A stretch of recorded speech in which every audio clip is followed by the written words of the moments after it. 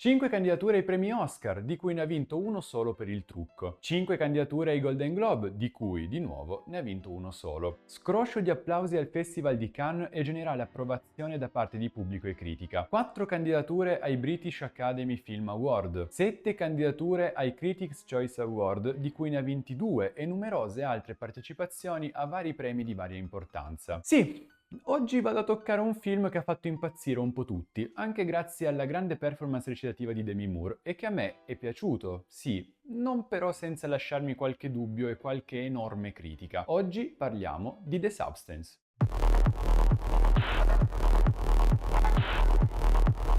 Dopo 10.500 presentazioni di case cinematografiche, tanto che ad un certo punto mi è sembrato di essere un episodio dei Griffin. Ah, quello è un mostro marino. Oh, no, è il film, sì. Conosco quella sigla. Quel poveraccio, guarda, vediamo che gli è successo. E basta! Il film si apre mostrandoci la stella sulla Walk of Fame di Elizabeth Sparkle, interpretata da Demi Moore, protagonista di Ghost, Soldato Jane e tanti altri film, la quale con l'avanzare degli anni passa da essere fotografata e ricercata dalla gente ad essere calpestata, sporcata e rovinata. Si parte subito con un'analogia molto potente, perché la fine della stella è la stessa che ha fatto la donna di cui essa porta il nome. Da grande attrice premio Oscar a personal trainer in un programma televisivo mattutino, gestito da un borioso, arrogante e lercio produttore, Harvey, interpretato da Dennis Quaid, signor attore che ha lavorato in numerosi film, tra cui Wyatt Earp e Lo Squalo 3. Sarà proprio da quest'ultimo che Elizabeth scoprirà di star per essere licenziata per venire rimpiazzata da una ragazza più giovane e bella di lei. O, comunque, Demi Moore è proprio l'attrice sbagliata da far passare per brutta, portandola a vivere un enorme stato di crisi che, mentre torna in auto a casa, si amplifica quando vede che degli operai stanno strappando un manifesto pubblicitario con lei protagonista. Cosa che la sconvolge a tal punto da non rendersi conto di star tagliando un incrocio e star finendo in un incidente molto grave. Fortunatamente esce illesa dallo scontro e nello studio medico incontra un dottore molto giovane che, dopo averle controllato la colonna vertebrale, le dice di essere un'ottima candidata per chissà che cosa. Al suo rientro a casa trova nella tasca del cappotto una chiavetta USB intitolata The Substance, al cui interno vi è una videopresentazione di una sostanza che è capace di rendere di nuovo giovani le persone. Come? Iniettandola, assolutamente una volta sola, questa sostanza crea una versione più giovane e perfetta del suo utilizzatore, che verrà chiamato Matrice, il quale potrà vivere nel corpo di questa sua nuova versione per 7 giorni, mentre il corpo originale rimane a terra esanime, alimentato tramite flebo. Durante la settimana il clone deve prendere un botticino di liquido spinale della matrice al giorno e iniettarselo per potersi stabilizzare. Questo liquido si ricarica quando avviene lo switch, e quindi la matrice torna a vivere nel proprio corpo per 7 giorni, lasciando il clone esanime come lo era lei prima. Tutto ciò deve essere sempre ripetuto senza eccezioni. Elizabeth, seppur scettica in principio, decide di chiamare il numero mostrato nella chiavetta e riceve il suo pacco con la sostanza. Dopo esserselo iniettato, crolla a terra e dalla sua schiena fuoriesce la sua versione giovane e perfetta, la quale si dà il nome di Sue, interpretata da Margaret Qualley, che per chi non la conoscesse aveva già un ruolo piuttosto importante in C'era una volta a Hollywood di Tarantino. Dopo una prima settimana in cui tutto fila liscio e Sue è riuscita a ottenere il ruolo che prima era di Elizabeth, si passa alla seconda settimana in cui quest'ultima torna a vivere la propria vita. Le cose si complicano al secondo ciclo, quando Sue per una sveltina della domenica decide di fare uno strappo alla regola e di prendere un giorno in più di liquido da Elizabeth, la quale il giorno successivo si sveglia con un dito malamente invecchiato. Da qui inizia l'effettivo dualismo tra le due versioni che lascerò a voi il piacere di scoprire.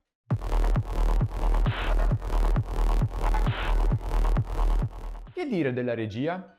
Il lavoro di Coralie Farjat, qui al suo secondo lungometraggio dopo Revenge, è veramente ottimo, con tocchi di autorialità non da poco che richiamano lavori di grandi registi come Kubrick, Lynch o Cronenberg. Molto particolari e ben sfruttati i primi e i primissimi piani su Dennis Quaid, volutamente stretti per rendere ancora più schifoso il personaggio nelle situazioni in cui lo vediamo. Ottimo lavoro nella gestione generale di inquadrature spesso davvero perfette e nella costruzione della trama, la quale purtroppo si brucia negli ultimi 30 minuti. Un ottimo lavoro, sì, però ammetto di aver notato un paio di errori in fase di montaggio e di volerne condividere con voi uno in particolare, in cui vediamo Elizabeth completamente nuda in un'inquadratura dall'alto, poi vediamo un primo piano di Sue e la mano della matrice che le accarezza il volto.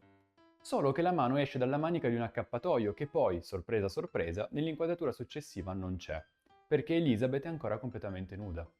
Errore questo che non va sicuramente a rovinare il film, però io lo reputo piuttosto grave, soprattutto perché rovina la continuità della scena. Fotografia veramente stupenda, bellissime scene sia al chiuso che all'aperto, con inquadrature di corridoi lunghissimi che io amo alla follia per l'ansia che riescono a provocare nello spettatore, o ancora le inquadrature nella doccia che man mano diventa sempre più alta e stretta, tanto da risultare claustrofobica.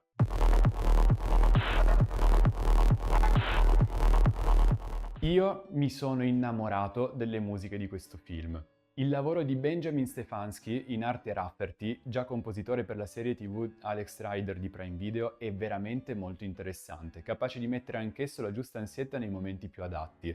Lavorone, perfetta per il film di cui stiamo parlando. Il sonoro va a braccetto con le musiche, con ottimi suoni ambientali, capaci anch'essi di forzare l'ottimo mood del film.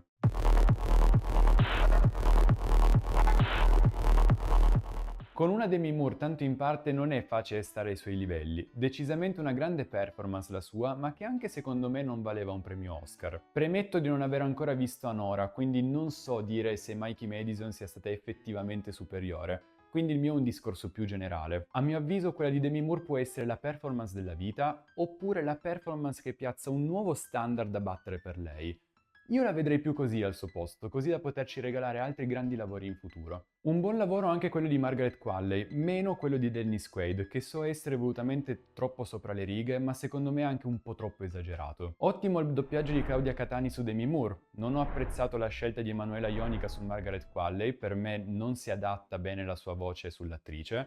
E non mi è piaciuto per niente il lavoro di Massimo Rossi, doppiatore che solitamente adoro, su Harvey, il quale mi sembra andare spesso in overacting e quindi rendere ancora più macchiettistica l'interpretazione di Dennis Quaid.